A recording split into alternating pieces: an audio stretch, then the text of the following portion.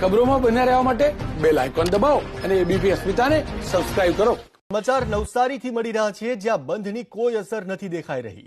વાંસદાના ધારાસભ્ય અનંત પટેલ, ચીખલી તાલુકા કોંગ્રેસ પ્રમુખ શૈલેષ પટેલની અટકાયત કરવામાં આવી છે।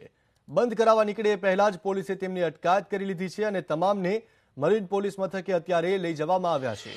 નવસારીમાં બંધની અસર નથી જોવા મળી રહી। રાબેતા મુજબ જ બધું ચાલુ છે, દુકાનો ખુલી ગઈ છે, વેપાર ધંધા શરૂ થઈ ચૂક્યા છે, નોકરિયાત વર્ગ છે તે નોકરી પર ચાલ્યા ગયા છે અને બંધની અસર નહીવત છે નવસારીની અંદર પણ। વાંસદાના ધારાસભ્ય અનંત પટેલ અને ચીખલી તાલુકા કોંગ્રેસના પ્રમુખ શૈલેષ પટેલની અટકાયત કરવામાં આવી છે।